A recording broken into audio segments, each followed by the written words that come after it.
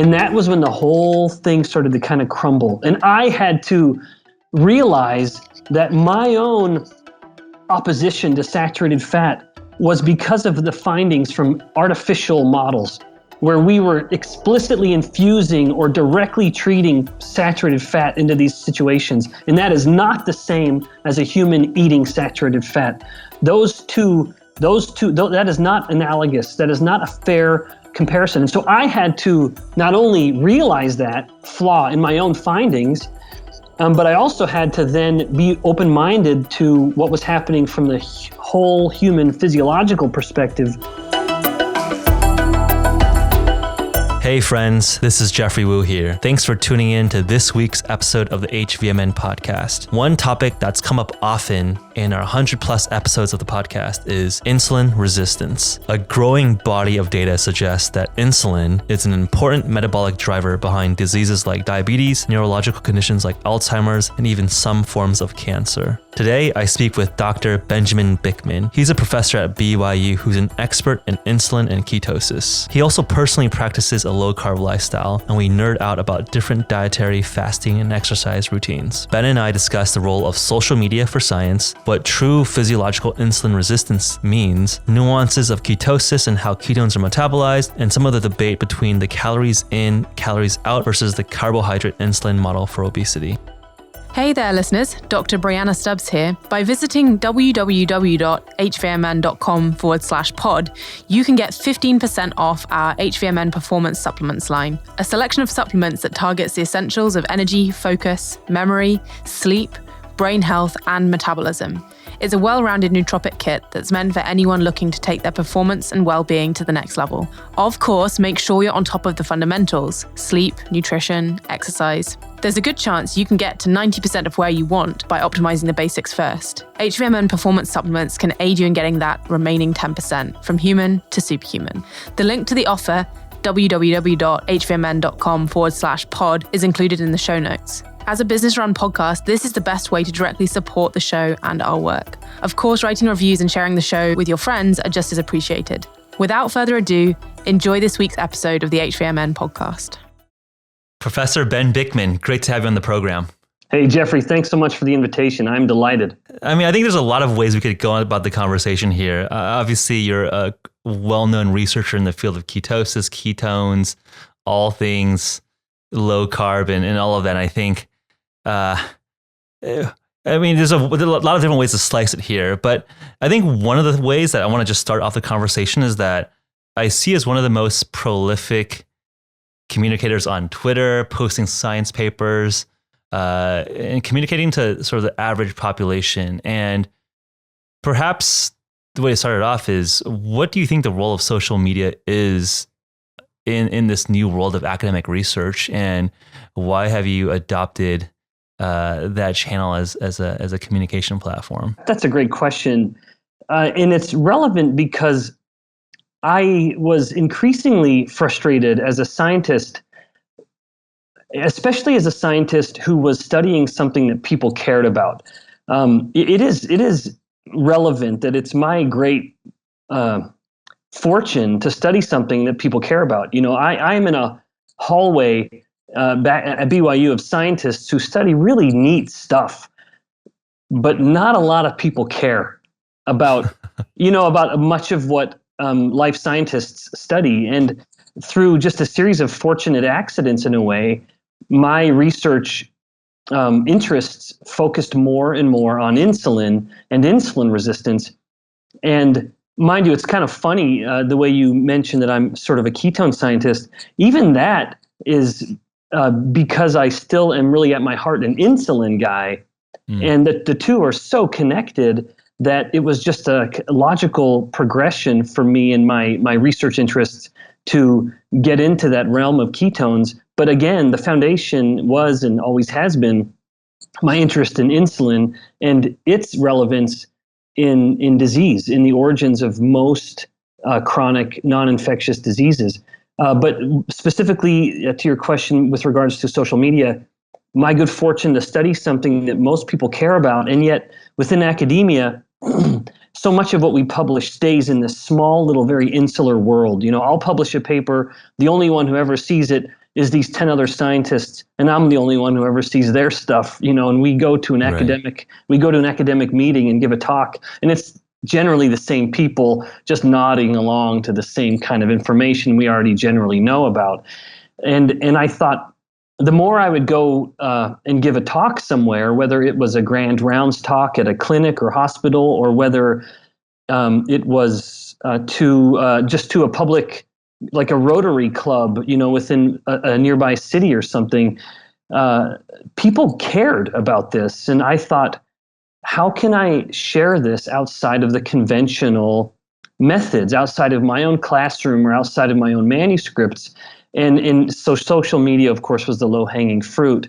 And that's what, and my aim there became not to promote my own ideas, I hope, but to objectively share the most relevant research in real time. As a paper would get published, if it seemed to be relevant in this metabolic insulin ketone context that so many people care about, and that I care about as a scientist, I thought this is an easy way to share it. So sharing a little kind of snapshot of the abstract, often with some sort of 1 or 2 sentence description of the study to make it very palatable for the user or the person who would see it, that became something I was interested in and have continued to do. So really, it was just a method to disseminate the latest, most relevant research, just so people could stay informed, frankly, and not feel like they have to devote time on PubMed or Google Scholar every day and finding these things on their own.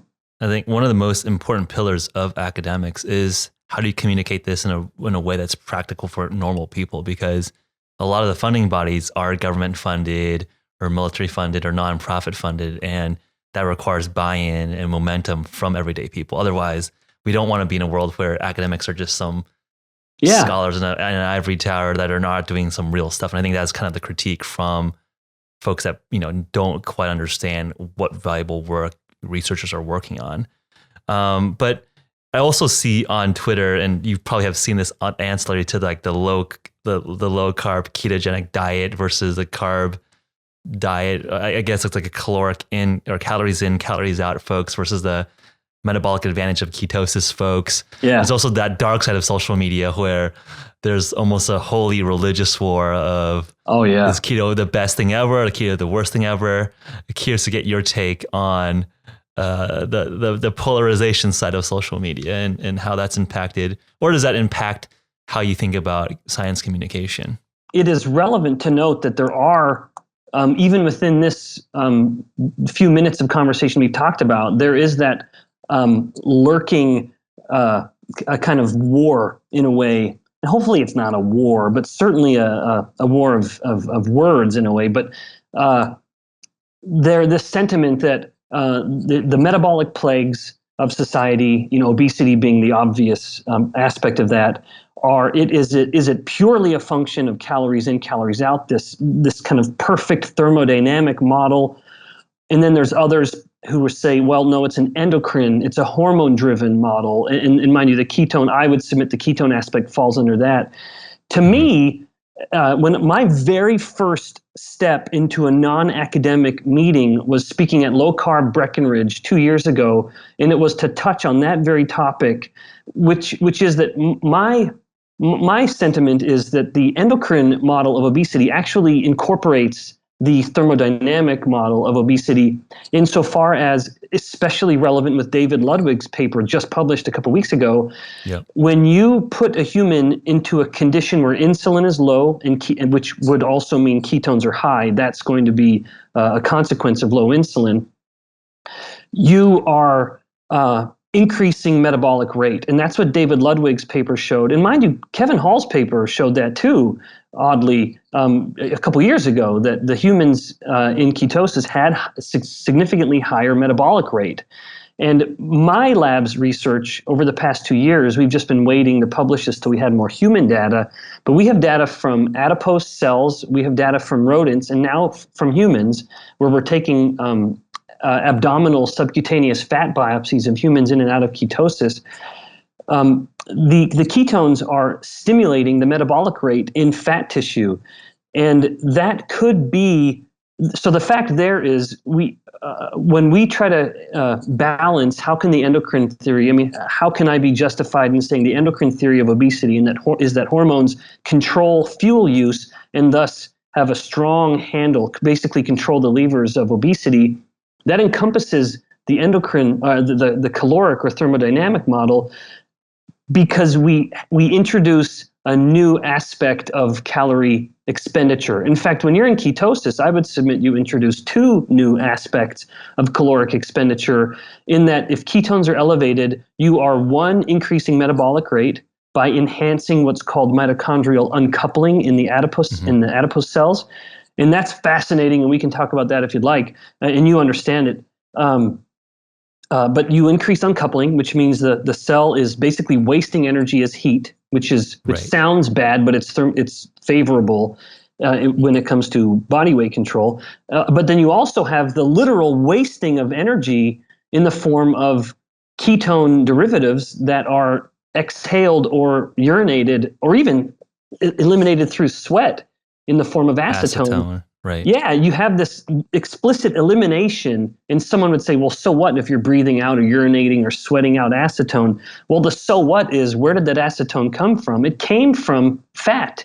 And when we are literally cleaving the fat molecule into little pieces through the process of beta oxidation. And in fact, it's happening so much when insulin is low. Fat oxidation or fat burning is so high that we almost are burning more fat than we need. If you think about energy, we should only be breaking down molecules, or catabolism should only be matched, energetically speaking, with how much ATP we need. How much energy does a cell need to get the job done? All right, we need this much energy, so let's break down that much nutrient to get it. But in the case of low insulin, we just keep burning through the fat, and yet we've reached our ATP target. And so I submit the extra is the body saying, well, we're burning more fat than we need, so we're going to turn the excess into ketones because we have a way to get rid of it. And so we're literally breathing out these little pieces of a fat molecule.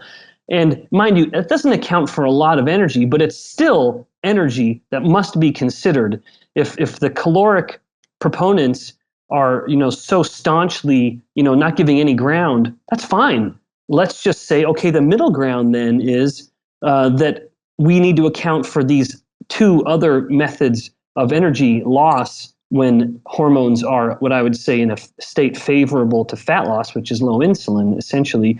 The increased metabolic rate from mitochondrial uncoupling in adipocytes, and the acetone loss, which is true. Those are carbons that we're losing that could have been used as energy. We're not talking like carbon dioxide, which is the spent sign of energy, if you will, but these are still, they had the potential to be energy, because it could have gone to acetone or it could have gone to beta hydroxybutyrate, and then all it would have been, if it was beta hydroxybutyrate, one step back to acetoacetate. Now you've got energy again that you can burn.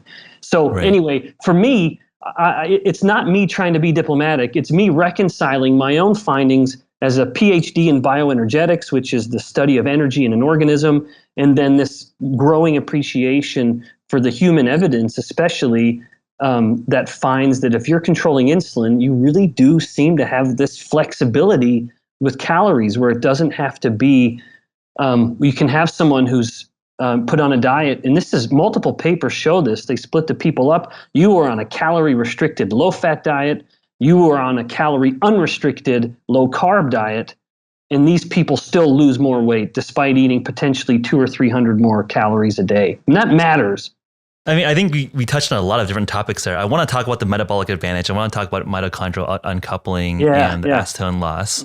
And I think when people think about those subjects, I think they talk about it in this context of metabolic advantage. I want to unpack that a little bit, because I think from a weight management perspective, mitochondrial uncoupling seems to be favorable. But I think from a performance perspective, do you want to be losing energy? And I think that's an interesting discussion to talk about. Right. Yeah, I love that you set up, because people always want to talk about, hey, take this product and it helps your mitochondria be more efficient. You literally will hear that in an advertisement. Right. And I'm thinking, well, if you want weight loss, that's the last thing you want. You actually don't want your mitochondria to be efficient, because if your mitochondria in your fat cells, let's say, are perfectly efficient, they will go back to that idea of they will only use as much energy as they need, and Right. so they're never going to use any more. But if you have your adipocyte, your fat cells are inefficient, like I'm proposing happens, and the evidence supports this, that ketones are inducing, well, then you're burning through energy like gangbusters, and you're just wasting it as heat, which is fine. That means increased metabolic rate. But to your question, our data shows that the uncoupling that ketones induce in adipocytes, it does not happen in myocytes, in muscle tissue. And we have this from isolated muscle cell cultures and rodents. And in fact, we published this earlier this year. We found that there was no change. In fact, if anything, the ATP production for every unit of oxygen used went up. This P to O ratio, the production of ATP per unit of oxygen consumed, went up as the muscle cell was fueled with beta hydroxybutyrate. And when we insulted the muscle cells with molecules just to induce some kind of muscle cell damage, they were actually more resistant to damage and survived better in the midst of this noxious stimulus. So what appears to happen, at least energetically, at the adipocyte does not happen in the muscle cell. And in the muscle cell, you in fact do have greater efficiency, whereas in contrast, in the adipocyte, you have this inefficiency. So metabolically speaking and performance-wise, it's a perfect situation. Yeah, I think that's like a level that I think a lot of people don't get that nuance. And I think you explained it quite well there. And then when I think about metabolic advantage, I oftentimes think about, if you remember, I believe the Veach paper in I think 96 showing that you increase the electron span between site 1 and site 3 of the electron transport chain, burning BHB versus glucose. And there was a sort of an increased delta G of burning ATP as one of like the more primal ways of how you could talk about metabolic advantage. So I'm curious, when people bandy about that term, what notions do you think about?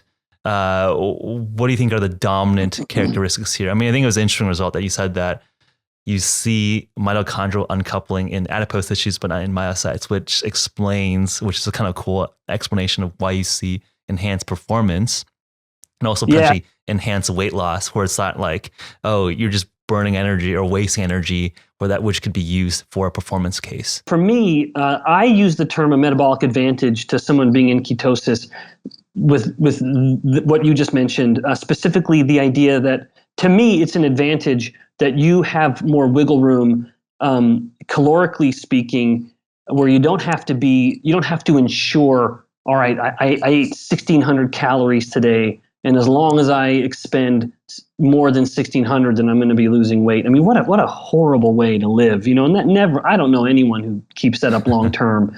Calorie counting is just tedious to the point of insanity.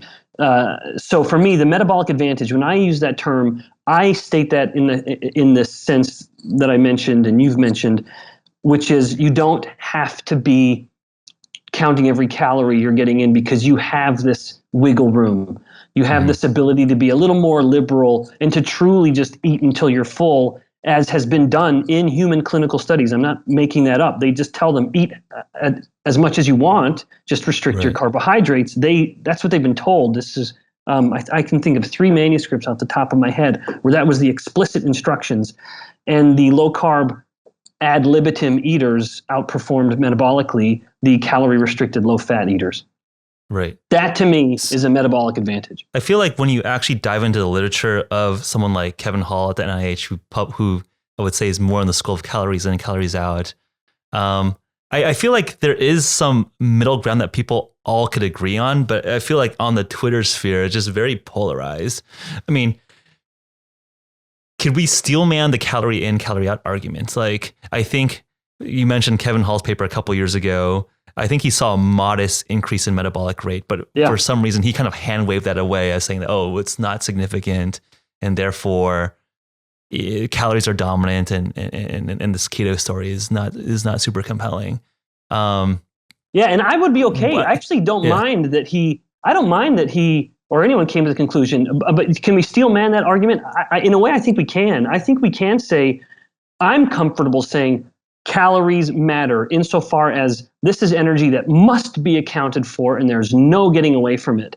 And my simple position is that, and hormones, it would be adding this, and hormones drive caloric use. In other words, hormones dictate how the body uses energy. Is it storing it or is it expending it? And if it's expending it, are we considering all of the ways that it is expended? The uncoupling, which would, mind you, that would be encompassed in someone measuring metabolic rate. And I would contend that any study that has shown increased metabolic rate in low insulin states, it is probably through this adipocyte uncoupling.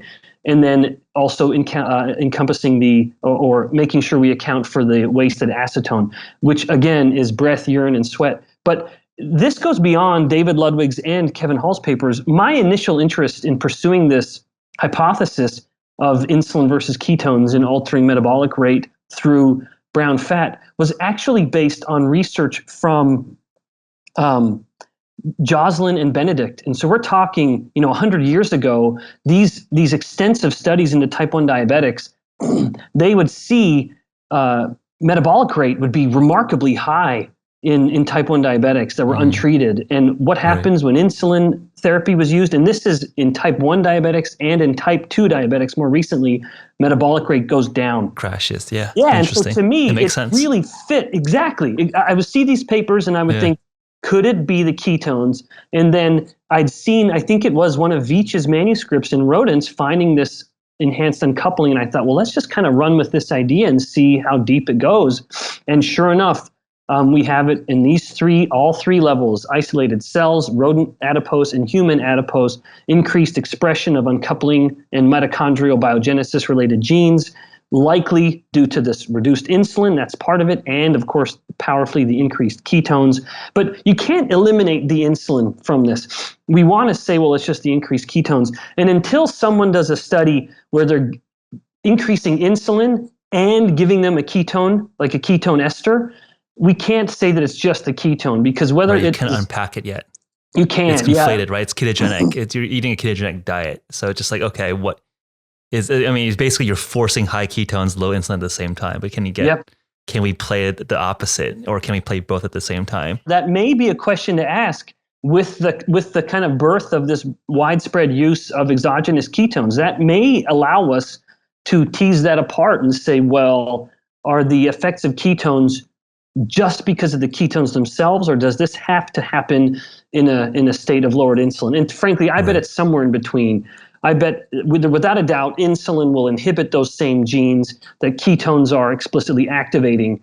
And so I think there's going to be just some kind of moderate middle ground in that context. That in the sense that when people ask me, can you replace a ketogenic diet with a ketone ester? It's like, not like there's going to be an overlap on the indications that they can both treat, but there's also different effects, right? With a ketogenic diet, the carb restriction is probably doing something that an exogenous ketone, like a ketone ester, is not doing, and vice versa. Yeah, in fact, I would submit that I bet the most relevant, at least obvious application of that is going to be neurological disorders, where we have certain neurological disorders that are linked to a glucose hypometabolism, whether that's a result of insulin resistance or not, and to a degree it probably is. But the neurons, as you know, and listeners undoubtedly know too, there are two fuel sources. It's glucose or ketones. Well, that's margin. You can also have lactate and some other things. True. Yep, so but yes, I agree. Like the two dominant ones are glucose and ketones. When someone, if they are in a low carb state, or they're taking ketones, let's say they're not low carb, but they're suddenly introducing this other fuel, well, now the brain actually can use a fuel that maybe if they aren't able to restrict their diet to that degree to put themselves into ketosis through ketogenesis, that is an obvious application, even if they aren't low carb to the point of ketosis. I would submit the most obvious relevance of an exogenous ketone is the neurological benefit. And who knows what else. Yeah, and that's something we hope to explore. I want to get back to the diet debate, because I think it is just an interesting and it's applicable to almost everyone. And I feel like perhaps one reason why some of the folks on the calorie in, calorie out side is that if you're eating just 5,000 calories of fat a day, you're probably not going to lose weight, right? So I think on the side of the keto crowd or the low carb crowd, I think I think everyone reasonable would realize that, yeah, calories matter at some point. If you're just eating, 10,000 calories of fat a day, you're not going to lose weight because you have so much caloric intake. Yeah. And I think maybe I'm not, but I don't think anyone serious in the low carb keto space would be arguing you can eat ad infinitum fat and still lose weight, right? I certainly wouldn't say that. But yeah, I don't know any of the people that I know, they even the kind of most staunch endocrine theory of obesity individuals. I don't know. There probably are some who would say you wouldn't, Right. but man, that'd be hard for me to reconcile. But part of me is just, there's this kind of itch in my brain, wondering whether someone's looked at that already and tried to force feed higher lipid. But I don't know. I'm wondering whether there's some old University of Minnesota studies that did that. For some reason, it seems like someone did.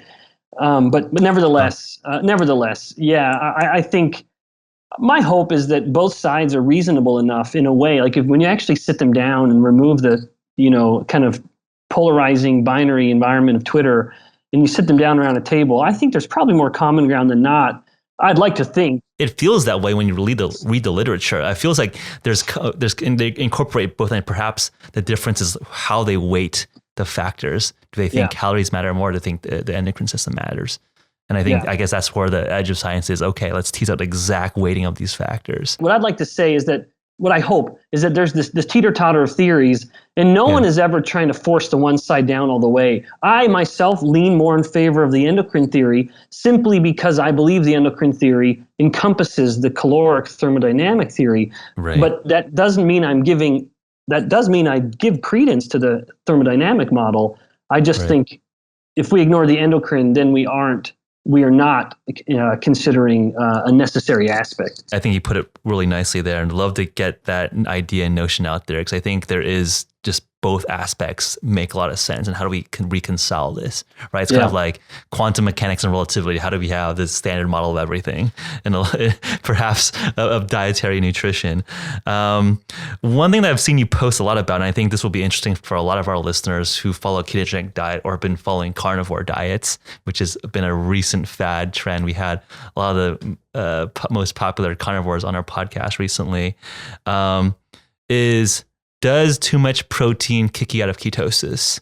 Yeah. And that's, I think that's something that I think a lot of the folks in the community just debate about.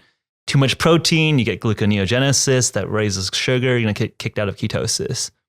What is your opinion? What is your thought? What does the data tell us there? So, in fact, I thought so much about that was the subject of one of the only other few talks I've ever given outside of academia. Because when I first started taking my steps into low carb and ketone specifically, I was struck at how many people I considered were eating in a very bizarre way. And I joke, but it was based on real people I knew, where they were basically in a day eating almost nothing but MCT oil, because they were so determined to stay in ketosis. And I thought, what a bizarre way of eating when people are just drinking oil.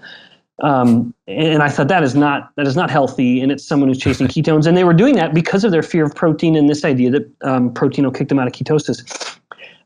It is so important to note that just appreciate the very basic biochemistry, which I believe is rational in a way that it's pretty easy for people to nod along to. But gluconeogenesis, or the process of the liver taking carbons and turning them into glucose, that is not demand driven.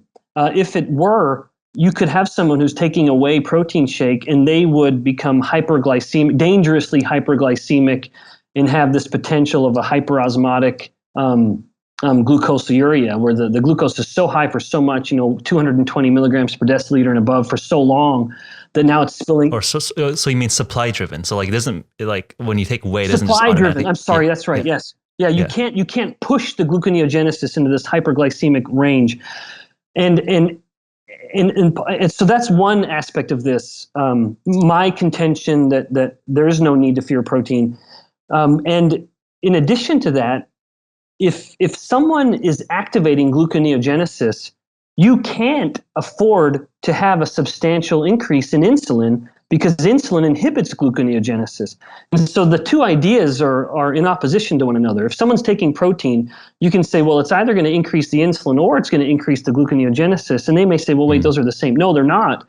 If you're increasing insulin, you are inhibiting gluconeogenesis. The liver will potently smash down gluconeogenesis because it doesn't want to be creating. Right, because insulin sucks down sugar, right? Yeah, it doesn't want to create glucose and release it into the blood. It wants to tell the liver and the muscle and other tissues to pull the glucose in. It wants to lower blood glucose, not increase blood glucose. So the way we reconcile all of this, and indeed the data supported, I encourage anyone to look at old papers from Roger Unger and Dennis McGeary to look at this, especially Roger Unger.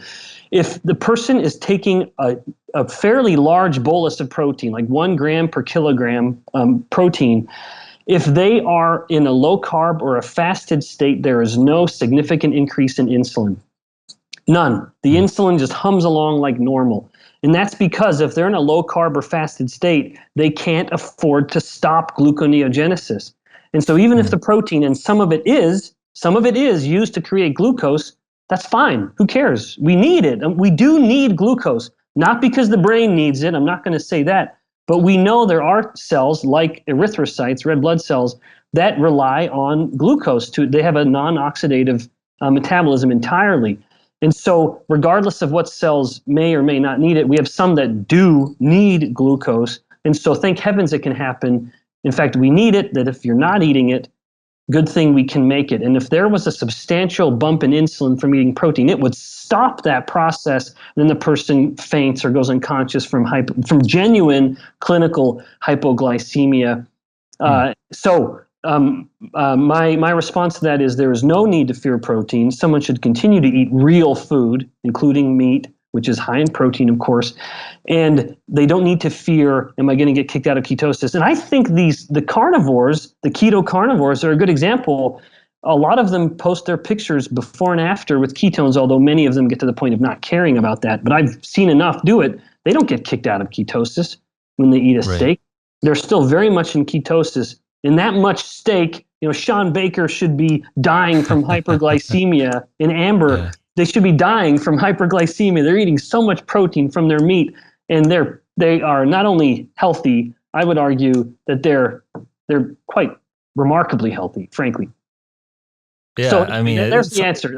Someone has to consider what insulin is going to do to gluconeogenesis, and you can't afford to have this insulin spike if you are truly carbohydrate restricted in your diet, because you can't stop gluconeogenesis. And that means if insulin doesn't go up because it doesn't want to inhibit gluconeogenesis, it also isn't able to inhibit ketogenesis, which is why if someone's on a ketogenic low-carb diet, the protein will not kick them out of ketosis. Where do you think that meme came from? I guess perhaps when people are eating a mixed diet with some carb and some protein, and then maybe you're conflating a little bit of the carb and protein load together. It's taking people out of ketosis. Yeah, and when we're talking about just protein and fat. That's right. Yeah. And it's forgivable for people can make that conclusion that, protein's always going to spike insulin and inhibit ketogenesis, because when you add protein to a carbohydrate meal, you do get that additive insulin spike. And so I can see why we came to that conclusion in general, but we came to that conclusion despite the evidence that existed from decades ago that refuted that idea, that if you are in fact... Yeah, that makes sense. That makes a lot of sense to me. Yeah. Because I think when I've been wearing a continuous glucose monitor, and I've just been thinking, like, I will see mild sugar spikes when I'm eating meat, but I'm also realizing that I'm oftentimes, when I'm doing that, eating some salad, I might have a little bit of carbs in there. So it's not a perfect experiment just on a personal N=1, right? Yeah, that's right. Even still though, I wonder, did you ever measure ketones before and after and see a substantial change? When I was going on a carnivore diet, I didn't go that deep into measuring blood ketones twice a day. Usually people step away from it. Yeah. I did a 6-week block of doing twice a day finger sticks for 6 weeks on a ketogenic diet. And I think I don't remember. I never went full carnivore on that same block. I was thinking about doing that again. Yeah. But it just ends up being annoying when you're traveling and doing business. It's like hard to just pull out needles and stabbing yourself over a business dinner or something. Yeah. So what do you think of carnivore? I think that's been interesting in terms of a fad diet that's definitely caught the attention of some mainstream media, where people have been conflating it from a Silicon Valley bro diet to something tied with the alt-right. We had Michaela Peterson on the podcast, and I know that her and her father, Jordan Peterson, have been big carnivores, and I think some people have tied Jordan Peterson to alt-right and made this whole weird shenanigan. I'm fascinated by it. And when I learned that Jordan Peterson did it, now, frankly, so Jordan Peterson, not to change the topic too wildly, I'm also from Alberta, just like he is. He's from northern Alberta. I'm from southern Alberta, but same kind of small little town. So much of what he says, it's so funny for me that people lump him in alt-right, because to me, it's just the way it's almost sort of a tough love of parenting. Everything he's ever said, I think that's what my dad told. I was raised by a dad. My mom died when we were all quite young, so it was very kind of dad-heavy parental environment. And he very loving, wonderful father, but also just pragmatic to the point that everything Jordan Peterson has said, that to me is just so intuitive, frankly, his lessons. But nevertheless, the fact that Jordan Peterson not only speaks such nuggets of wisdom, but is a carnivore, makes me think, hey, maybe there's something to it. Because Jordan Peterson he's no dope. And I suspect his daughter isn't either. Anyway, to your question explicitly, I'm fascinated by this rise of the carnivore diet. I'm fascinated by it. And what I appreciate about it is the simplicity. A part of me kind of envies just the true simplicity of such a diet, where you can just tell yourself, I'm going to eat these things and nothing else. And I look at that and I think that really does. I mean, if you can commit to that simple idea, it is in a way just more easier in a way than even a low carb diet, because with low carb, you're always kind of flirting with the carbohydrates, you're flirting with them and how much. Couple net carbs here, can I squeeze exactly. by? Yeah, just, Yeah, exactly. That's exactly it. And that's for me, the main appeal is that, not that I am an anti-vegetable kind of guy, but I've really appreciated some of the sentiments that have been revealed and expressed in social media around that, and the relevance of vegetables. But I appreciate the simplicity of it, where there's just no question, this is what I'm eating, and so you eat it. I think it fascinates me. How about the fiber story, the phytonutrient story? Yeah. Obviously, when you talk to carnivores, they're like, oh, maybe you don't need that much fiber. Maybe when you actually don't want these phytonutrients, maybe these are stimulating the immune response, actually. To me, a lot of the discussion of fiber and even polyphenols are relevant to gut bacteria. That, to me, is the obvious application, because not only do the polyphenols, they are used by gut bacteria. The fiber, I think it's nonsense to think dietary fiber is necessary for bowel movements. I think that is laughably silly.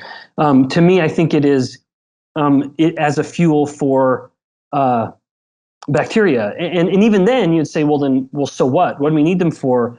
To me, much of the benefit of bacteria, and now I am not a gut bacteria guy.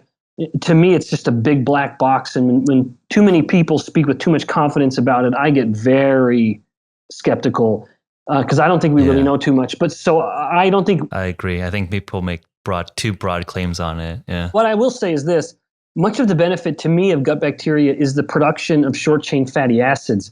That we have the butyrate and the propionate, for example, that we just really don't get in any other way except the gut bacteria making it, and then that gets moved into the bloodstream. And we know these short chain fatty acids are very beneficial signaling molecules for mitochondrial biogenesis, and mind you, even uncoupling in fat cells. And so, to me, the polyphenols and the fiber, despite any other claims anyone makes, I like to think of it as those could be potential sources of short chain fatty acids from the bacteria. But then, even then, do we need those short chain fatty acids? No, you do not need them. Could someone get the short chain fatty acids in other ways? I actually deliberately drink a little bit of apple cider vinegar in water because I like that acetate, and that's a short chain fatty acid. Mind you, exogenous ketones are doing the same thing. In a way, acetoacetate is basically a short chain fatty acid.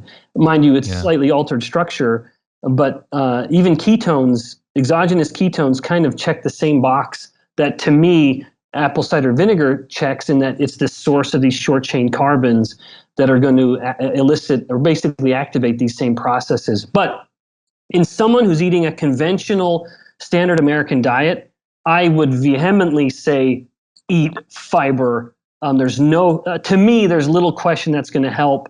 But if you're going carnivore, then maybe you just don't need it as much. Can't get away with it. Yeah. Maybe, I don't know. And I am going to say maybe just because I only want to talk about science that I know is published. I hate making a claim, and I don't think there's any study on that. I agree. I think let's be proper scientists here. I think we can speculate and give some hypotheses, but I think it's just an uncharted territory. I think a lot of people are curious about. I mean, I think hearing from you how you speculate about some of these more untapped areas is interesting to hear. Yeah.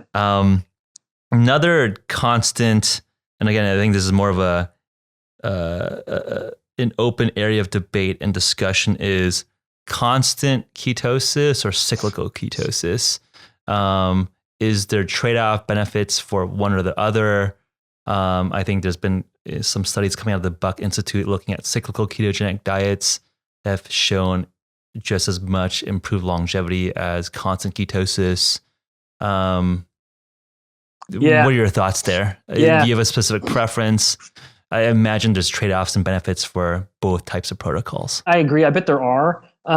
I suspect whether there's a true benefit probably depends on the context. In other words, what is the person going for? If this is a person who needs to control a neurological disorder like seizures or even migraines, in fact, some of the longest known, I think the very first publication looking at ketosis and migraines was published in 1910, but to remarkable effect, where this study, in fact, is quite fascinating, not to go off on a tangent, but the physician noted, I think, like 12 patients, and noted what happened from the moment they went into ketosis. And he actually adds this little note based with each subject. And it's fascinating to see it would be something like had frequent, migraines, 3 times weekly for 10 years, experienced an immediate resolution upon entering ketosis, and has not had another since. Like this little blurb, and that is powerful stuff that you just don't really get in publications nowadays. And another one, said had 2 migraines daily for 15 years and has experienced 3 in the following 6 months and has not had another since. Something like that. I mean, that's pretty powerful stuff. Nevertheless, back to my point, if someone's trying to control a neurological disorder like seizures or say migraines, then I think I'd say don't mess around. You just stay in ketosis because you're probably going to trigger an event the moment you get out, and that does seem to be the case, at least for some. If someone's an athlete, then I don't know. I've kind of wavered on whether like Zach Bitter, this really kind of paradigm athlete, should he be stepping in and out of ketosis? I guess the fact of the matter is I think he does train with some carbohydrate and does exceptionally well. So I'd say for him, in these maybe endurance athletes, maybe that helps. If someone is trying to really lose a lot of weight, I would argue all that's going to happen when they bump up their insulin is they're going to stop fatty acid oxidation for some period of time, because that's what insulin does. However, I would say if someone is going to go in and take a glucose tolerance test in a clinic, they will probably be well served by doing a bit of cyclical ketosis with some carbs, just to make sure they stay glucose tolerant. And having disclosed that, I worry that some people would say, well, wait a minute, that means they're also insulin resistant. Because so often, if you are glucose intolerant, that means you are insulin resistant. But I don't think that is the case in someone who's on a low-carb ketogenic diet. I think they do start to become somewhat less carb tolerant, at least for a period of time, but that's not the same as being insulin resistant. What I haven't seen, or if I have, I've forgotten, put someone into ketosis through a ketogenic diet, give them glucose, so often we just track the glucose. And yep, it might take them longer to clear the glucose because they've kind of become glucose intolerant. But I bet their insulin doesn't go up nearly as high as the other person. And so it's this seeming kind of disconnect and uncoupling from insulin sensitivity and glucose tolerance, where you can be insulin sensitive and yet have induced this glucose intolerant state simply because of such a prolonged shift in fuel use. The person has been in such a fat burning mode for so long. All the enzymes shut down for glycolysis and it's optimized for fat burning. Yeah. There's almost this method of saying, well, I'm not using this pathway, I'm using this pathway. And so, oh, wait a minute, now we got to use this one. And not only are we using it, but you just drank 50 freaking grams of pure glucose. I mean, That's more than a little bit of pure glucose coming right into the system. I would suspect that's enough. I hate to use these kind of terms, but you can forgive me for it. Enough of a metabolic shock that there is this glucose intolerance. And I would argue that's not bad. If the person's not eating glucose, they've just clearly switched their body to fat oxidation. Why muck around with maintaining glycolytic processes when you're simply not using them? I submit that is not the same as insulin resistance. So when people want to say, the ketogenic diet is causing insulin resistance, no, it's not. It's causing glucose intolerance. That's what the research shows. Those are not the same thing. And so I think if someone actually has to go in and they need to play the game of reaching typical clinical cutoffs, you probably ought to start cycling in some glucose maybe a week or two before, just to make sure you pass that test so your doctor doesn't freak out. Or you just say to hell with the doctor and you say, I know what I'm doing, but I'm not anyone's physician, so that is not medical advice. I'm a scientist, for heaven's sakes. No one can listen to what I say, and I'm not not a physician. We're touching upon a lot of nuanced aspects of ketogenic diet, fasting, ketones, insulin, glucose. And I think that's one thing that I don't think a lot of people have articulated is that when you're on a ketogenic diet or fasting for a long time, I've never heard this articulated in your way where it's glucose intolerance versus insulin resistance. But people will say that cycling in glucose after a long period of a ketogenic diet or fasting, there will be a state of insulin resistance because you're less good at pulling down sugar because your enzymes and processes are focused so highly on ketosis and fat oxidation. So your argument is that it's not appropriate to necessarily call that insulin resistance has increased. It's mainly a glucose intolerance, and you're going to have some adjustment period where glucose is going to be processed and broken down. So when people say this is a physiological insulin resistance, in a way, I kind of resist that. I mean, I can see what they're saying, and I'm diplomatic enough to kind of nod along with that. But even still, a part of me, as an insulin resistance scientist who looks at insulin resistance as overwhelmingly a pathological event, I don't like to say carbohydrate restriction causes physiological insulin resistance. I would rather say it causes physiological glucose tolerance. And that may be semantics, but I would argue that's a better definition. But because there are actual states of physiological insulin resistance, such as pregnancy and puberty. Those are the two known identified states of physiological insulin resistance where it is not pathological in origin. It's not a result of someone changing to an unhealthy diet. And it is, in fact, serving a genuine physiologic need, where with pregnancy and puberty, these are the two exaggerated states of human growth. This is growth at a stage you just don't see at any other time of life, really. When the woman is actively growing the placenta and the fetus, that elevated level of insulin helps promote the growth. I mean, it's stimulating not only lipid accumulation on the mom so that she can have this energy reserve to be prepared to breastfeed, but also growing the tissue of the placenta and physically providing this slightly hyperinsulinemic environment for the fetus to stimulate growth. And the same thing goes with puberty, where we're just stimulating this growth because insulin is a growth molecule and it's assisting in the growth. So that to me is true physiological insulin resistance. If we're saying physiological, that means it's serving a good purpose. At least that's what we should mean. And then in the case of saying ketogenic diet is physiological insulin resistance, I don't like that because I don't think it applies. I don't think it's the same thing. I would prefer that we all come to a consensus that I'm right and that it should be called physiological glucose intolerance. There's a good argument for that, right? Because with true insulin resistance, it's much harder to reshift out of that state versus a temporary period of glucose intolerance. I think that. I mean, it seems right. I mean, we're two rational guys and we agree, so this must be right. Of course, we know everything. This is Jeff jumping in here to share a really nice HVMN customer testimonial from Matt Walker. He runs a leadership and performance coaching business. Let's listen to what he has to say about Rise and Yawn, our nootropics for memory and nootropic for sleep. I take Rise daily, which really helps keep my energy levels going and keeps them stabilized. It's great. But most importantly, as a husband, father of 2 kids, and a small business owner, Yawn is what really makes the difference for me. It helps me go to sleep easily. And most importantly, I wake up in the morning feeling refreshed and ready to go without a feeling of hangover. Matt, it's really great to hear how Rise and Yawn are helping you perform your best each and every day. Thanks so much for the kind words. This month's special podcast offer is 15% off our HVMN performance supplements line. Simply visit www.hvmn.com/pod to claim the offer. Again, that is hvmn.com/pod. This offer ends December 31st, 2018. If you want to submit your own testimonial, just send us a link to your audio testimony to podcast@hvmn.com. Hope to have the chance to shout you out soon. Now back to the podcast. Kind of full circle here around insulin resistance, your core initial area of research.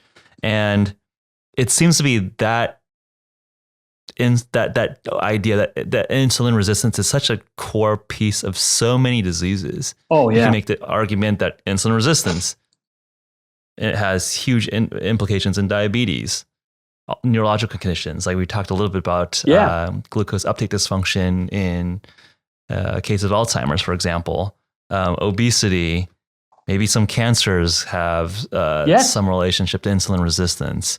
And then you look at the historical case where, we've had Gary Taubes on the program and you hear that whole, story around, okay, you see sugar spike intake in society, and then you see all the modern diseases spike. Again, that's not necessarily a causation argument, but there's some smoke around there.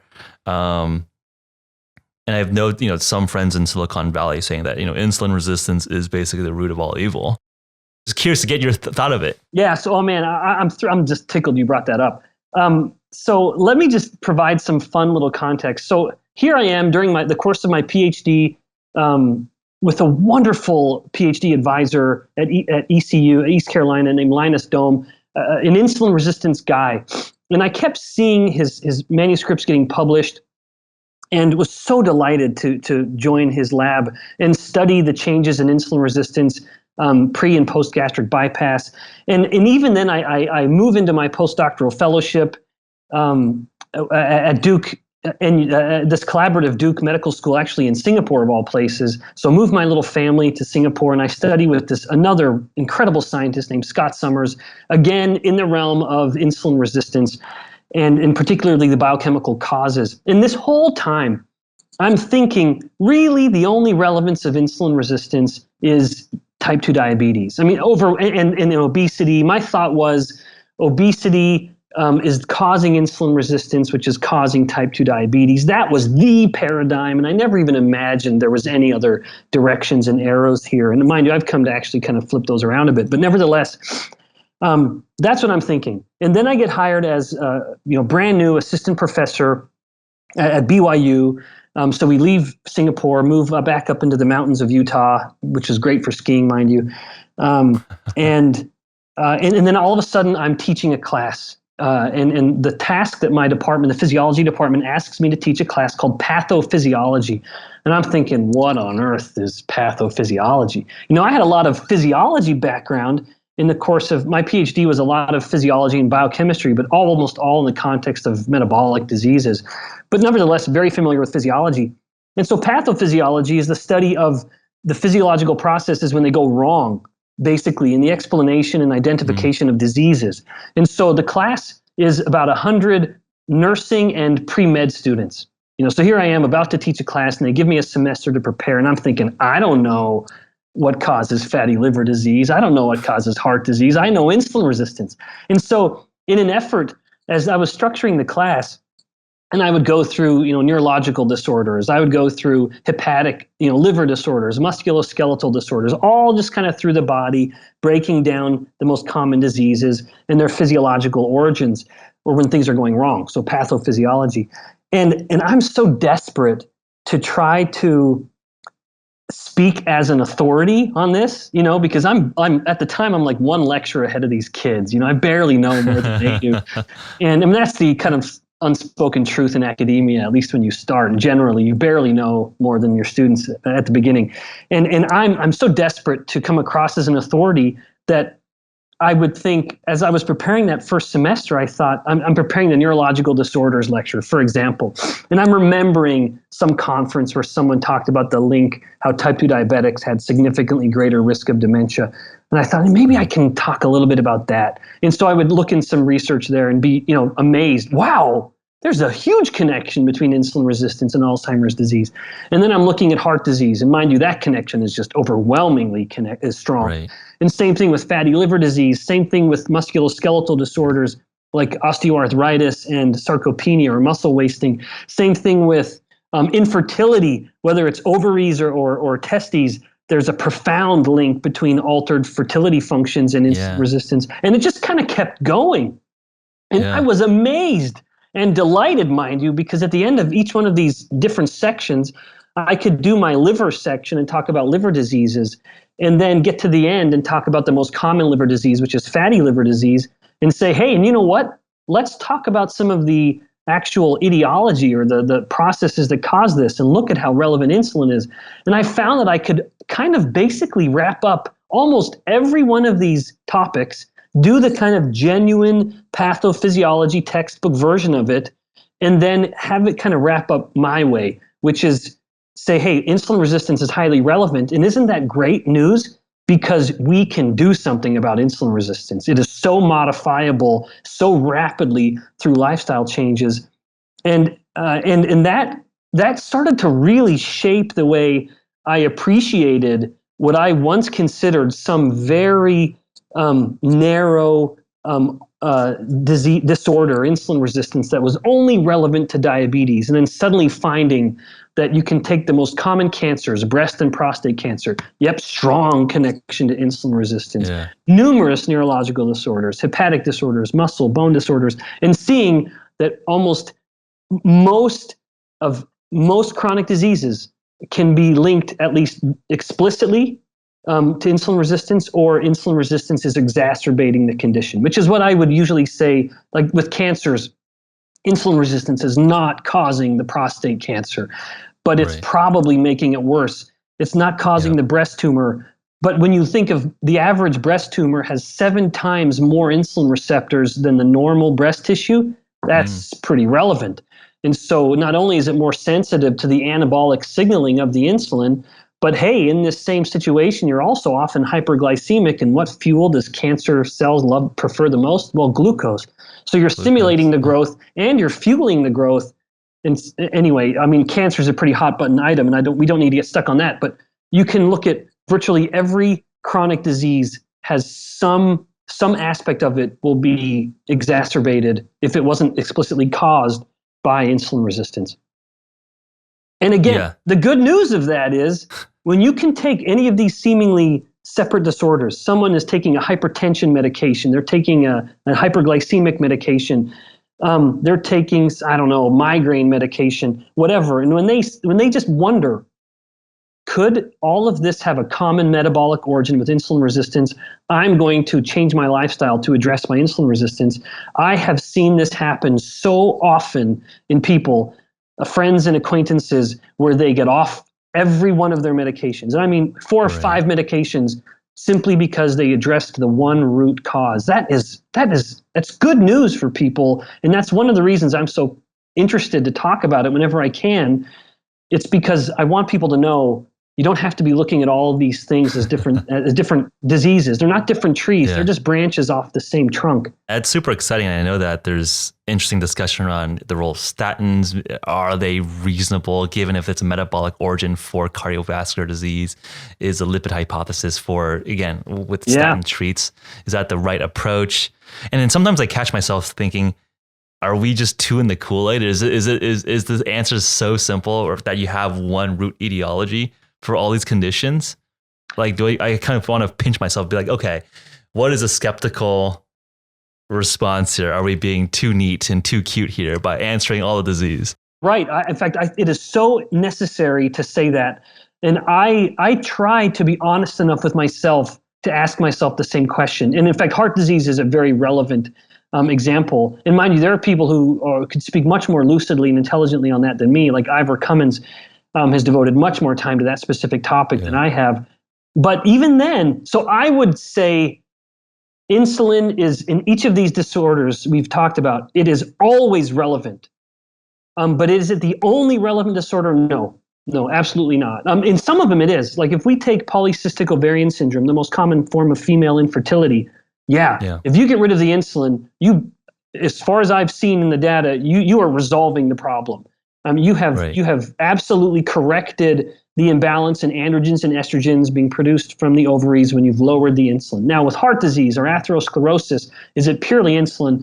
No, I don't think anyone's going to say that. But I think a lot of us would say if you're ignoring the insulin, you are ignoring what could be the most relevant variable. And if not the most, one of the most. When I took on this journey of going through the literature, it got me personally excited about a ketogenic diet and all of that, because you're like, oh, wow, I got to change my lifestyle. Otherwise, I'm just going to die of all these diseases.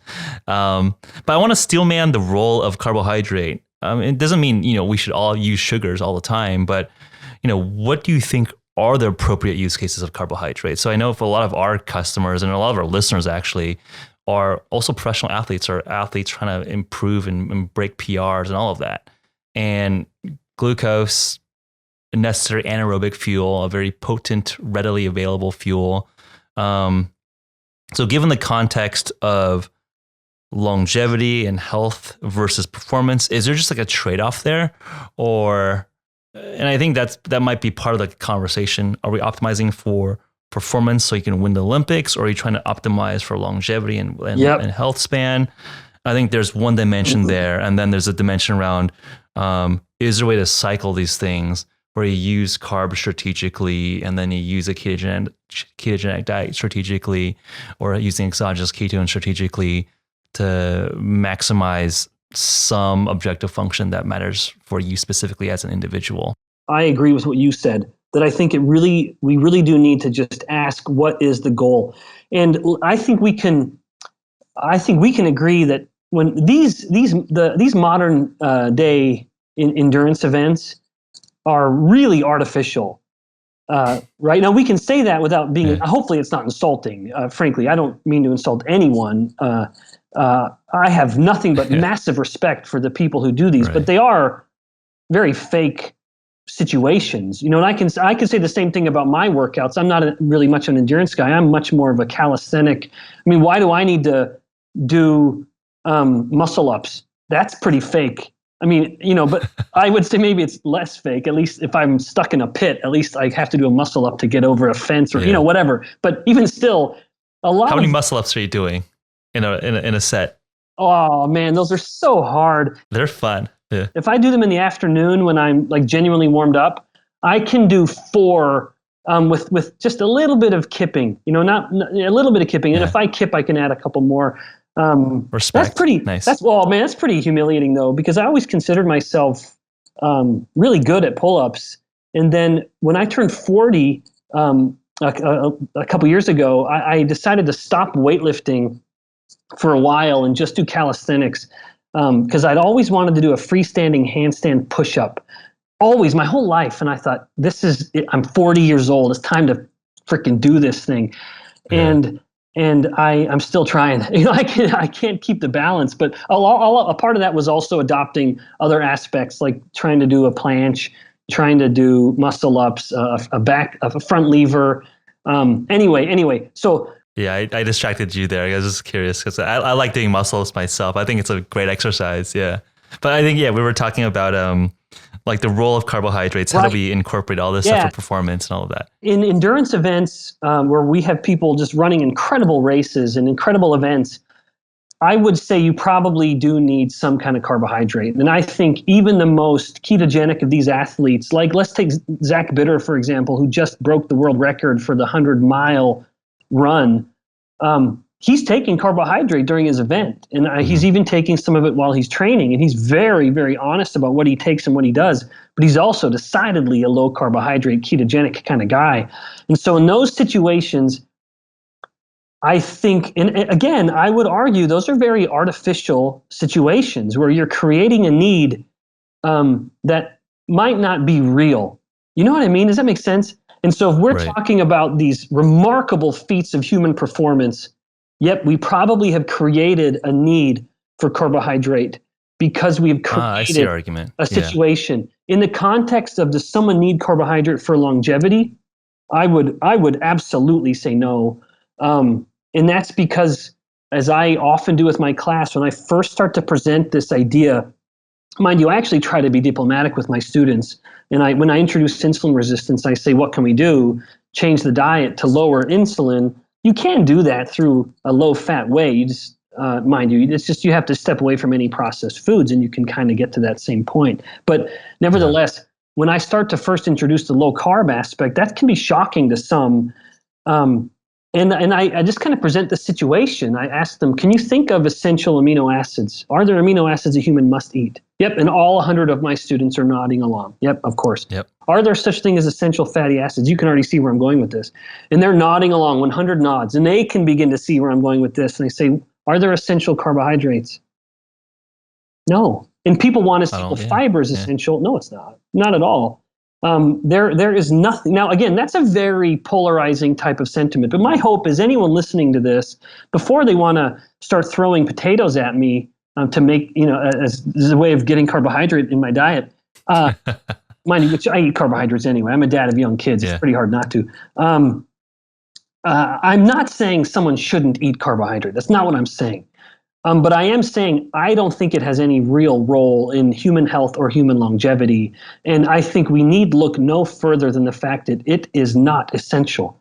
You can truly eliminate that entirely from a human diet, as we have seen done in people, as have been done even in clinical studies with Wilhelmer Stephenson, for example, and not only all the rise of all these, the numerous anecdotes from these keto carnivores today, and other human cultures in existence still, we do not need carbohydrate, at least as far as I know. Now, I'm willing to be proved wrong, but the fact that there is nothing essential to a dietary carbohydrate, that to me settles it. But is that optimal? And I think the natural extension is like, now, is that optimal? I don't think so. But that's some speculation, simply because until we have a human study that can truly, which is impossible, right? Track a ketogenic adherence throughout their whole life and track the low-fat, semi-vegetarian people throughout their whole life. Who's going to live longer? We just don't have those kinds of data. Right, and control that, and put them in the same kind of family structure, same environment, same everything. Yeah, exactly. Yeah. And someone wants to cite any of the kind of Seventh-day Adventist supported studies looking at, the vegetarians, are they living longer versus omnivores? Not when we had studies that controlled for healthy user bias. They don't. Right. And moreover, the evidence, admittedly correlational, that suggests in humans that after the age of like 60 or 65, that LDL cholesterol is protective, that the people with higher levels of LDL have better health and better mortality, longer living when LDL goes up. I would suggest that, mind you, that's not going to prove any point, but as someone's getting further and further away from the essential parts of the diet, which is protein and fat, we can all agree on that. Those are essential. Anyone has to even reluctantly admit that. Those are going to help LDL stay high and helps the older person Which would shock the standard cardiologists out there. Like, you want to tell people to increase LDL when they're 65, you're crazy. And I'm not necessarily telling someone to do that, but the fact is the correlational evidence supports that. Numerous studies find that correlation, but could there be other factors involved? Absolutely. And it may not just be the LDL, but the correlation is pretty strong. I think that's like almost an own episode talking about the LDL hypothesis and how that relates to cardiovascular disease, and is inflammation or insulin resistance, is that more of a core driver? And I know that you mentioned Ivory Cummings and some of the other folks have written a lot about that. Yeah, Ivor and Dave Feldman. I wouldn't be the one to have that conversation. There are other guys who are much more steeped in that than me. And frankly, you know what? These guys aren't PhDs or MDs. These are what I call the PubMed warriors. They're like software engineers, yeah. The wonderful thing about that is just how egalitarian science has become, that it is so accessible that when, like, all the stuff that we're kind of kicking around, I think it is so important for someone to know that I did not step lightly into this realm of low carb. It was a very deliberate and kind of uncomfortable journey for me. I was as much an advocate of the pure caloric theory and saturated fat being the devil as anyone. In fact, maybe even more, because in my studies, when we were infusing palmitate into rodents and when we were treating muscle cells with palmitate, the kind of prototypical saturated fat, man, we saw some massive insulin resistance start. And so I was as much an advocate of this traditional way of thinking as anyone. And then it's simply, as I began to appreciate the relevance of insulin in disease more and more, and how insulin was driving insulin resistance, elevated insulin driving insulin resistance, and then driving disease, that started me looking into human intervention, human clinical studies that were separating patients based on diet. And that was when the whole thing started to kind of crumble. And I had to realize that my own opposition to saturated fat was because of the findings from artificial models where we were explicitly infusing or directly treating saturated fat into these situations. And that is not the same as a human eating saturated fat. Those two, that is not analogous. That is not a fair comparison. And so I had to not only realize that flaw in my own findings, but I also had to then be open-minded to what was happening from the whole human physiological perspective, which, shame on me as a physiologist, I really hadn't been appreciating. So my point in saying all of this is I went through my own kind of journey of saying, okay, I'm not believing any more dogma. Whatever I have considered as fact, I'm putting away. And I'm only going to look at what has been published in human clinical studies and nothing else. And that's what took me to the conclusion I've come to, which is hormones matter, and controlling carbohydrates to improve the overall metabolic or endocrine milieu elicits a greater metabolic improvement than strictly trying to control calories. That was basically my conclusion in a sentence. And I'm okay if people disagree, especially if they have data, because they can show me a study, well, and I can say, you know what, that's a good study. Here are my studies. And then we can kind of say, you know what, yep, maybe there isn't a consensus. And the fact that you're tipping more on this side, I'm tipping more on this side, let's shake hands across this subtle divide. But what I have no tolerance for, and this is especially relevant as a professor, when I have my students that will say, Dr. Rickman, I disagree with you. And I say, oh, isn't that just so cute that you think your opinion matters when I'm talking about fact? So you can't disagree with this study. You can try to find data to refute it. And until you do so, you darling little undergraduate, as I pat you on the head, and mind you, I love my students, but I just have no tolerance for that kind of sentiment. Don't bring opinion into this. You can't say, I disagree with you. You can find a study that refutes the study that I've shown you. Because I know this is such a sensitive topic, I only ever show my students data. And again, I show the data on both sides of this. I really do. I try to be even-handed. But to me, the sum tips in favor of carbohydrate restriction, at least in the context of improving insulin resistance as a vehicle for improving metabolic health. And so that's, I hope anyone listening to this, mind you, people who are listening to this are probably already generally on that side of the fence, if you will, or let's not say fence, that's too divisive, on that side of the teeter-totter. But this is something people can find. And again, Ivor Cummins and Dave Feldman are such wonderful examples of this.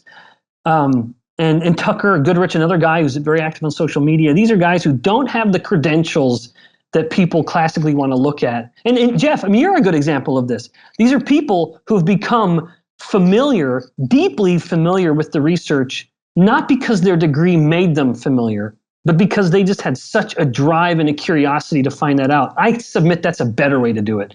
Because when you have to learn something because your degree, you have to get through your comprehensive exam or your dissertation defense, you're going to learn it, but with that little bit of reluctance, that means you're going to forget it soon after, perhaps. When you have learned it because it's a passion and you just learn to navigate the resources like Google Scholar and PubMed, you can learn it all. And so no one needs to ever just take me or you at our word. They should challenge this, and they should want to know for themselves, because then whatever they find, their conviction of how viable and real it is will be so much more. I think there's a kind sentiment. I think that is exactly the scientific method. It's not about degrees or credentials. It's about talking about data. And if you have data that proves me wrong, then we'll follow the data. And I think that it sounds like, just coming from how you speak about it, I don't think we're dogmatic. At least I know that it doesn't sound like you're dogmatic about any one specific point. If there's like a moving body of data that suggests something very different, then there's no reason why I would focus on a ketogenic diet or ketones. If there's new data showing that, that's going to kill me. Like, I'm not trying to be suicidal. And I don't think you are either. That's right. And then how has this informed your day-to-day lifestyle? Are you constantly in ketosis? Are you constantly low carb? Has your research informed your day-to-day life? Absolutely. And you know what?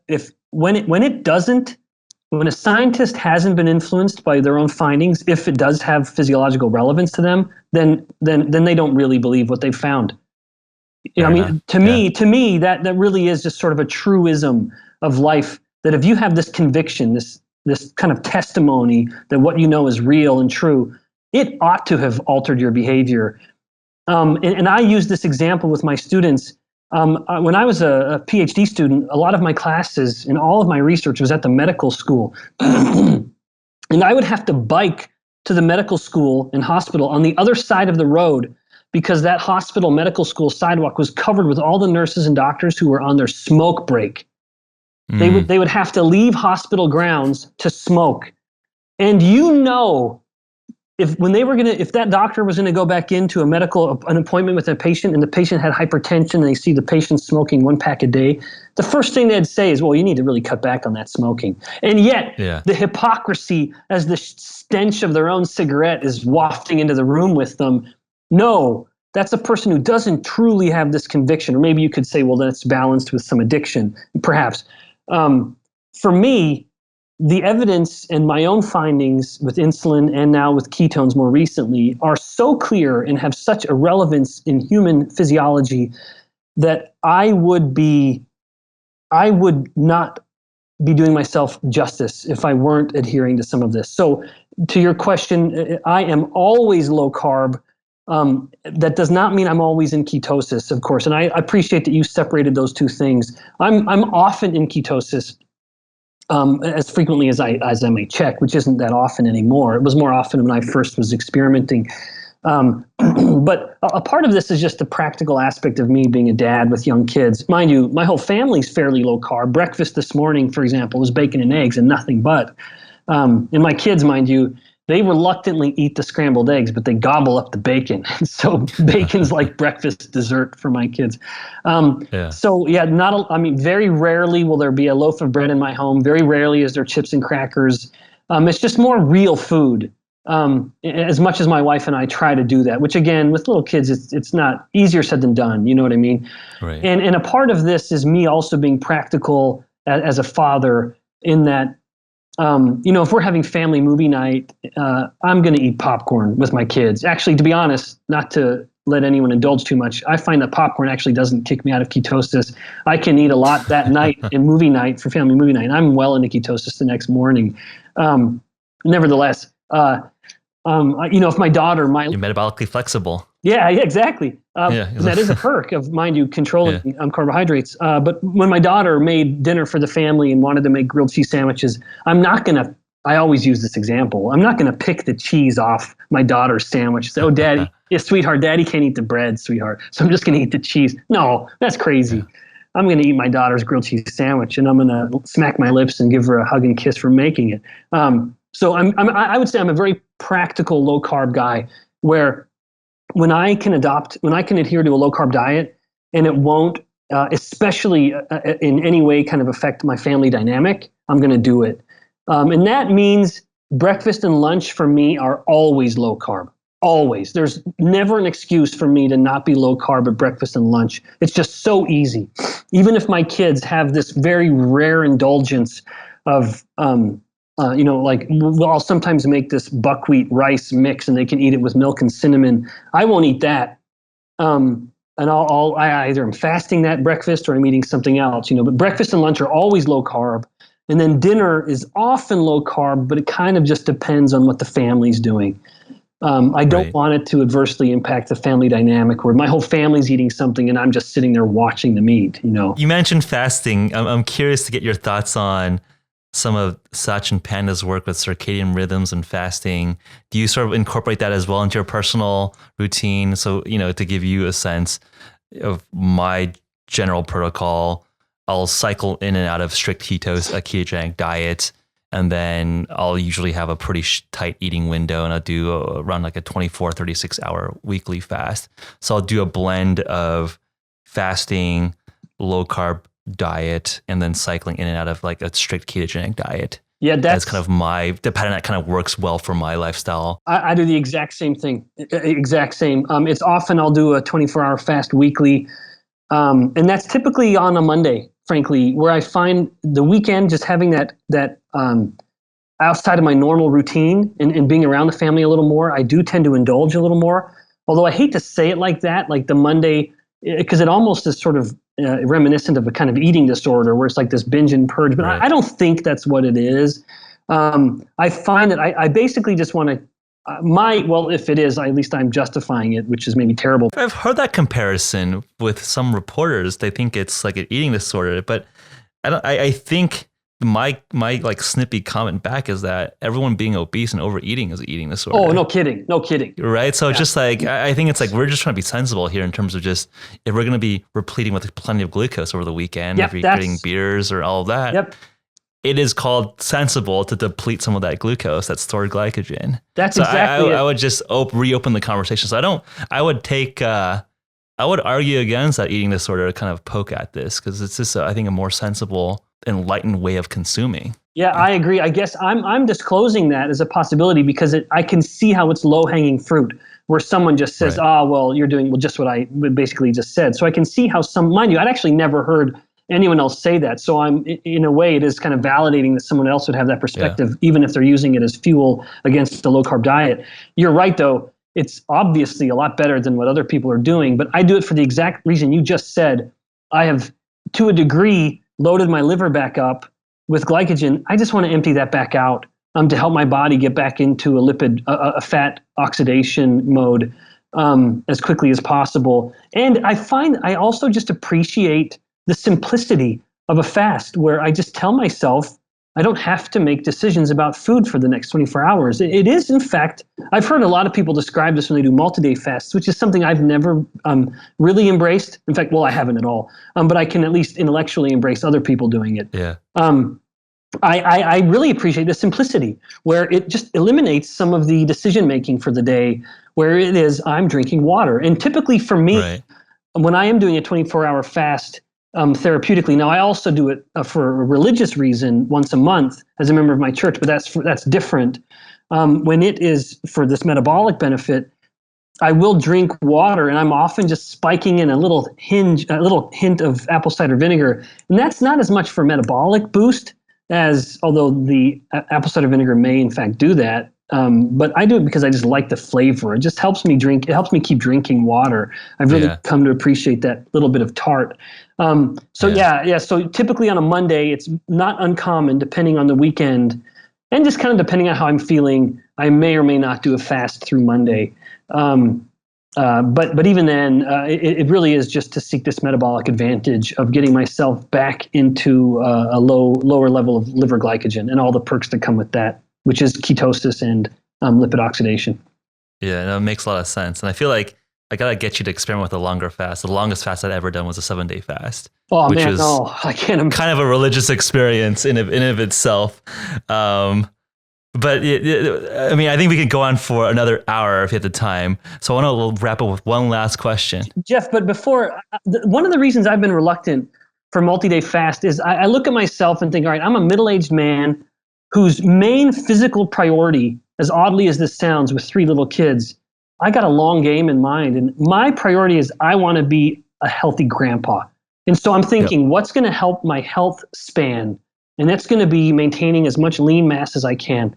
And so with that kind of as a priority, maintain lean mass, I just can't get around. Now, I have huge respect for Dr. Fung, Jason Fung, and he really does insist that there really isn't this loss of muscle mass. And again, I really respect what he's saying, but yet the academic in me thinks, well, that's impossible. How can there not be some muscle mass? And I bet if he ever listened to this, he'd be already thinking of numerous mechanisms, and people want to invoke growth hormone being up. But yet I still think at the end of the day, if you are in genuine caloric restriction, how can the body not be expending some lean mass to fuel the body? I mean, it happens. And so my fear, my reluctance in a multi-day fast is simply because I just really shudder at the thought of losing lean mass when I'm working so darn hard to keep it, you know? No, I agree. And I think likewise, when I was doing some of these longer fast experiments, part of it is in terms of just, I want to maintain my lean muscle tissue, obviously. And I think I was about to just reference Jason Fung, and he sort of convinced me around the notion of on these longer day fasts that the nitrogen that you excrete out of your urine actually falls precipitously. Right. You start conserving. From that perspective, you conserve your protein mass, and then you reference the growth hormone spike that he's actually has working with some athletes that he's trying to time the growth hormone spike with heavier workouts. So clever. His kind of story is that to gain muscle or to maintain muscle, you work out. And so when I was doing these longer fasts, I was working out fasted. Yeah. So it was like lifting heavy, which I actually maintained decent amount of strength doing lifts, but my aerobic, I just felt like I couldn't run. Like my aerobic performance felt really, really bad. Yeah. And then this is not super scientific, but I was doing a DEXA scan before and after a 7-day fast and weekly 36-hour fast for about a 2-month period. And again, there's a lot of data and a lot of time span there, but I actually saw increased lean muscle tissue and reduced body fat composition. So you know what? I had a very similar concern as you, where I don't want to be melting lean tissue. I mean, it takes all this effort to lift all these weights, do all this calisthenics, do all these muscle ups. They build up some muscle. I don't want to just be burning that away. And you didn't see it. And frankly, Jason is a smart enough guy, and I mean that, that it doesn't surprise me that he would have some justification and evidence to support that. It doesn't surprise me.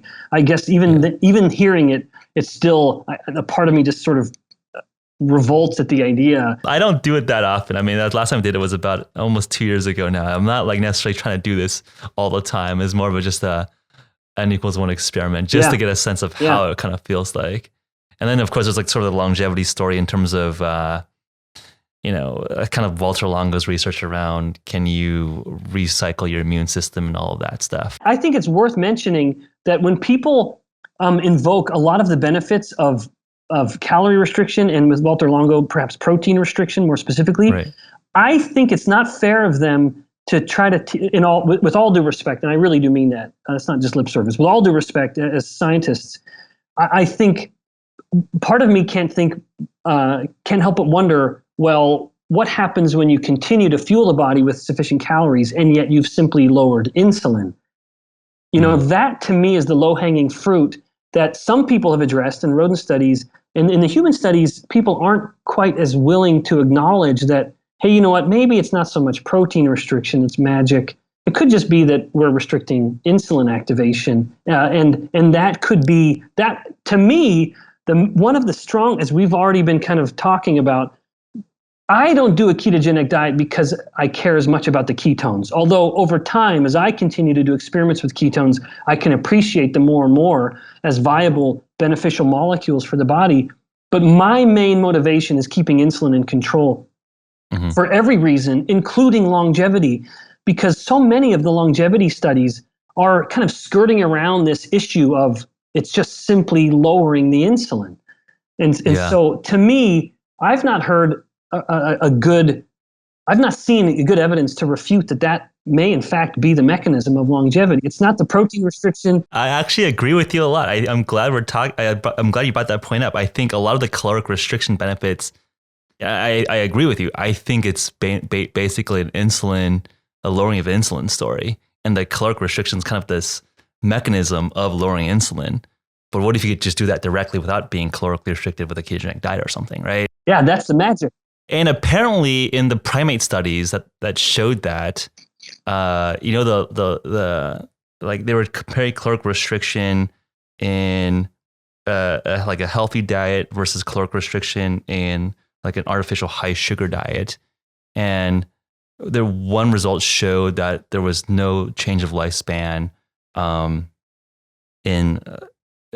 a calorically restricted healthy diet versus a normal diet or versus a healthy diet for these primates, and the calorically restricted unhealthy diet versus had an improved lifespan versus uncalorie restricted unhealthy diet, which I think harkens back to the point that you were talking about, that perhaps it's really the insulin as the driver here, not the calorie story. I would say before we leave that topic, could there be a separate immune function or immune aspect of fasting? And I would say there could be, and I bet that is actually through altered gut bacteria. When you've done, basically, we know that the gut bacteria, the whole microbiome, I say we know, and I think we know. I believe that basically kind of turns over every 3 days. And so when you've gone beyond like a 3-day fast, you've basically... That's an interesting theory. I've never heard of that before. You've basically starved all of your gut bacteria, and now you have, given the growing appreciation of gut bacteria and immune health, let alone gut bacteria and neurological health, there could be something to fasting and specifically immune changes that go beyond insulin control, and has to do more with what have we done to the gut bacteria in this prolonged fast, where if they aren't getting that roughage or something, and I don't just mean roughage from fiber, because even carnivores have gut bacteria, but you have maybe changed the whole microbiome, maybe literally changed all of it, because they're starting from scratch, because you've killed off all the other stuff that had been in there because they literally couldn't eat for however many days. So some of the immune benefit may be partly a function of this genuine shift in microbiome that is because of the fasting itself. But then any of the other longevity benefits, I think the big elephant in the room, the confounding variable is, well, what happened to insulin? That is a primary driver. If I had to put a percentage on it, I think it's probably the dominant factor there. So I wanted to wrap up with the final question. What areas of research are you most excited about? I mean, I think you're looking at a lot around ketones, looking a lot on insulin. What can we expect in 2019 coming out of your group? What do you think are the most promising areas of research? So I've already mentioned the obvious one that I think will have the biggest impact, well, at least on my own, is my own thinking, is the one I mentioned earlier, which is the evidence that we're finding, and hopefully will get published this next year, of ketones providing this boost in metabolic rate via increased adipocyte mitochondrial uncoupling. So basically turning the white fat of subcutaneous tissue, making it more like so-called brown fat, and that more mitochondria and they're more uncoupled. However, I've already mentioned that one. Perhaps the other kind of most exciting area is what we're finding with neural plasticity, which is a kind of biochemical corollary or surrogate, I should say, of learning, the ability to learn and create new thoughts. Learning new skills, retaining new information. What we do in this model is we take the rat brain and make these slices. And I'm doing this as a collaboration with my colleague, Jeff Edwards, who's the brain guy. It started with this idea of me saying, can we keep brain tissue viable when we eliminate all the glucose, right? Because there's always this question that you can never answer in an in vivo situation, which is, does the brain actually need glucose, or is it just using it because it's there? We know that with long fasting, and even I would say a ketogenic diet, There's always some glucose. Always, and because we always have glucose, so the brain's always pulling in some, but it shifts to a majority of beta-hydroxybutyrate as its fuel. Right. And so there's this predominant shift to ketones, but then the question still lingers, but does the brain need the glucose, or is it just using it because it's there? So that was part of the original thought here. Can we keep the brain tissue viable in the absence of glucose, maintaining all the osmotic gradients, and just using ketone as a fuel? And the short answer so far is yes, actually. That's cool. But independent of that, we're measuring this neuroplasticity, which is one of his bread and butter techniques, where we are normally the classic kind of bath, when we put these brain slices in this solution to try to mimic an in vivo setting, it is a very high glucose setting, which is very standard for almost any ex vivo or in vitro conditions. It's always high glucose. And so what we're doing here now is just cutting down the glucose and increasing the ketones to a situation that you would see in fasting, kind of 3-to-1 or 4-to-1 type ratio. And what we see is that the neuroplasticity is enhanced. We're seeing a significant improvement in these outcomes, suggesting that the brain, at least with these assays, measuring neuroplasticity is working better when it's fueled with ketones. And this certainly fits with the idea of people with cognitive decline thriving when ketones are up. We see this in humans.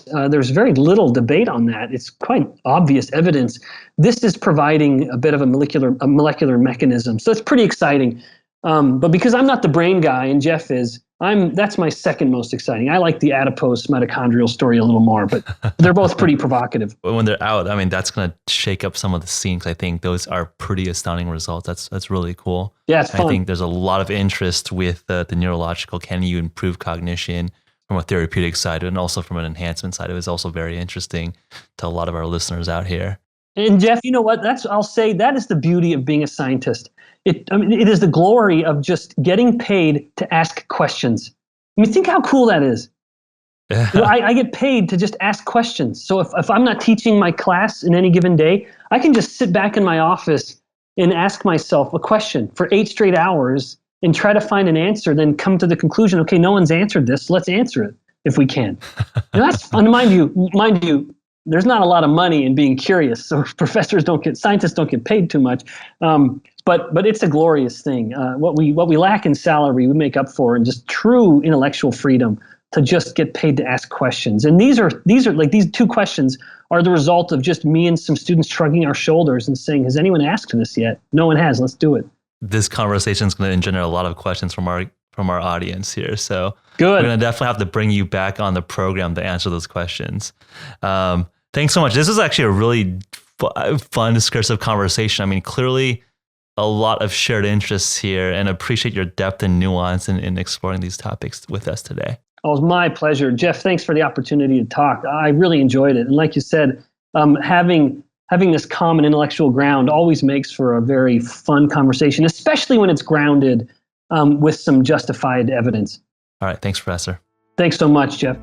Thanks for tuning in this week, everyone. Remember to check out www.hvmn.com/pod for this month's special podcast offer. For December 2018, that offer is 15% off our entire HVMN performance supplements line. This is the perfect holiday gift for your friends, family, or even just treating yourself. Are you interested in getting $15 worth of HVMN store credit that you can use on our website? Submit a written review on our iTunes page and send that screenshot to podcast@hvmn.com. Our podcast email line is always open for your suggestions, feedback, and questions. Until next week, friends, stay sharp and train smart.